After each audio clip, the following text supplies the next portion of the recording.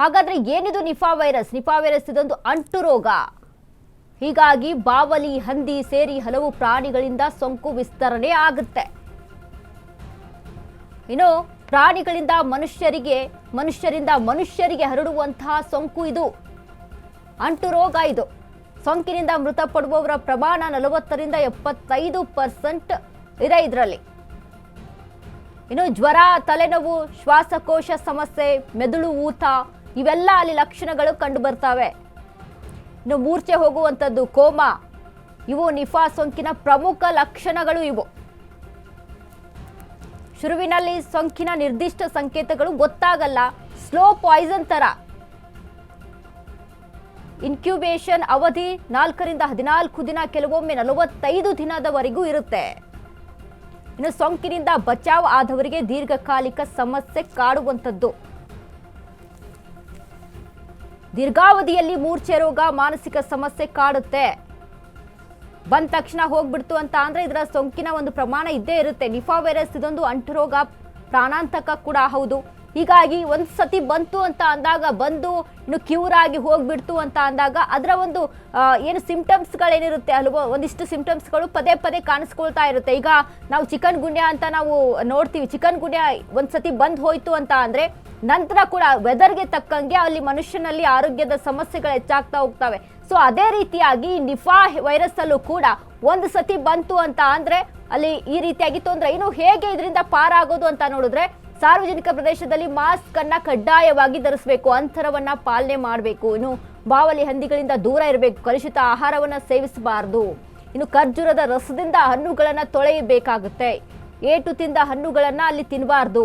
ಪ್ರಾಣಿಗಳು ಸೋಂಕಿತ ವ್ಯಕ್ತಿಗಳಿಂದ ದೂರವಿರಬೇಕು. ಸೋಂಕು ಕಂಡು ಬಂದಲ್ಲಿ ತಕ್ಷಣ ಆಸ್ಪತ್ರೆಗೆ ತೋರಿಸಬೇಕಾಗುತ್ತೆ. ಆಗಾಗ ಕೈ ತೊಳೆಯೋದು, ಸ್ವಚ್ಛತೆಯನ್ನ ಕಾಪಾಡಿಕೊಳ್ಳೋದು, ಇನ್ನು ಸೆಲ್ಫ್ ಐಸೋಲೇಷನ್ ಮಾಡ್ಕೊಳ್ಳುವಂಥದ್ದು, ಸಾರ್ವಜನಿಕ ಪ್ರದೇಶದಲ್ಲಿ ಮಾಸ್ಕ್ ಅನ್ನ ಧರಿಸಬೇಕಾಗುತ್ತೆ. ಸೊ ನಾವೀಗ ಕೊರೋನಾ ಟೈಮಲ್ಲಿ ಯಾವ ರೀತಿಯಾದ ಹಲವಾರು ಒಂದಿಷ್ಟು ರೂಲ್ಸ್ಗಳನ್ನ ಫಾಲೋ ಮಾಡಿದ್ವಿ ನೋಡಿ.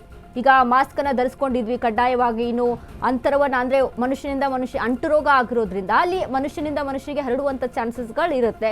ಸೊ ಹಾಗಾಗಿ ಅಂತರವನ್ನ ಕೈಗೊಳ್ಳುವಂಥದ್ದು, ಇನ್ನು ಆಗಾಗ ಕೈ ತೊಳೆಯುವ ಕ್ಲೀನ್ನೆಸ್ ಅನ್ನ ಅಲ್ಲಿ ಮೇಂಟೈನ್ ಮಾಡಬೇಕಾಗುತ್ತೆ. ಕ್ಲೀನ್ ಆಗಿರಬೇಕು, ಕೈ ತೊಳೆಯುವಂಥದ್ದು, ಸ್ಯಾನಿಟೈಸರ್ ಯೂಸ್ ಮಾಡುವಂಥದ್ದು. ಹೀಗಾಗಿ ಇನ್ನು ಇದು ಬಾವಲಿ ಮತ್ತು ಹಂದಿಗಳಿಂದ ಹರಡುವಂತಹ ರೋಗ ಆಗಿರೋದ್ರಿಂದ ಇಂಥ ಪ್ರಾಣಿಗಳು ಕಂಡಲ್ಲಿ ಅದರಿಂದ ಸ್ವಲ್ಪ ದೂರವಿರಬೇಕಾಗುತ್ತೆ. ಇನ್ನು ಪ್ರಾಣಿಗಳು ಸೋಂಕಿತ ವ್ಯಕ್ತಿಗಳಿಂದ ಇದರಿಂದ ದೂರವಿರಬೇಕಾಗುತ್ತೆ. ಯಾರಿಗಾದ್ರೂ ಸೋಂಕಿತ ವ್ಯಕ್ತಿ ಇದ್ರು ಅಂತ ಅಂದ್ರೆ, ಯಾಕಂದ್ರೆ ಅಂಟು ರೋಗ ಒಬ್ಬರಿಂದ ಒಬ್ಬರಿಗೆ ಇಮಿಡಿಯೇಟ್ ಆಗಿ ಹರಡುವಂತಹ ರೋಗ ಇದು. ಸೊ ಹಾಗಾಗಿ ನೀವೇನೆಲ್ಲ ಕ್ರಮಗಳನ್ನ ತೆಗೆದುಕೊಳ್ಬೇಕು ಅಂತ ಅಂದ್ರೆ, ಮನುಷ್ಯನಿಂದ ಮನುಷ್ಯನಿಗೆ ಅಂತರವನ್ನ ಕಾಯ್ದುಕೊಳ್ಬೇಕು. ಈಗ ಕೊರೋನಾ ಟೈಮಲ್ಲಿ ನಾವು ಇವನ್ನೆಲ್ಲ ಫಾಲೋ ಮಾಡಿದೀವಿ. ಈಗ ನಮಗೆ ಕಷ್ಟ ಅನ್ಸಲ್ಲ, ಯಾಕಂದ್ರೆ ಈಗಾಗಲೇ ಒಂದು ಸತಿ ಇದ್ರ ಪೆಟ್ಟನ್ನ, ಇದ್ರ ತೊಂದರೆಯನ್ನ ಅನುಭವಿಸ್ಬಿಟ್ಟಿದ್ವಿ ಕೊರೋನಾ ಟೈಮಲ್ಲಿ.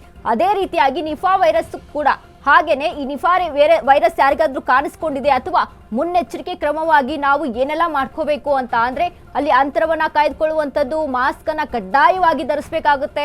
ಇನ್ನು ಸಾರ್ವಜನಿಕ ಪ್ರದೇಶದಲ್ಲಿ ನಾವು ಈಗ ಬಸ್ಸಲ್ಲಿ ಓಡಾಡ್ತಾ ಇರ್ತೀವಿ ಅಥವಾ ಏನಾದ್ರೂ ಹೆಚ್ಚಾಗಿ ಕ್ರೌಡ್ ಇರುವಂತ ಪ್ರದೇಶದಲ್ಲಿ ನಾವು ಓಡಾಡ್ತಾ ಇರ್ತೀವಿ ಅಂತ ಅಂದ್ರೆ ಮಾಸ್ಕ್ ಅನ್ನ ಕಡ್ಡಾಯವಾಗಿ ಧರಿಸ್ಕೊಳ್ಬೇಕು.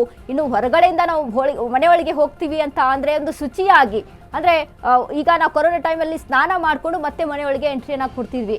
ಈಗ ಚಿಕ್ಕ ಮಕ್ಕಳು ಇರ್ತಾರೆ ಮನೆಯಲ್ಲಿ, ವಯಸ್ಸಾದವರು ಇರ್ತಾರೆ. ಸೊ ಇಂಥವ್ರಿಗೆಲ್ಲ ಅದು ಬೇಗ ಅಲ್ಲಿ ಹರಡುವಂಥ ಚಾನ್ಸಸ್ಗಳು ಹೆಚ್ಚಾಗಿರುತ್ತೆ.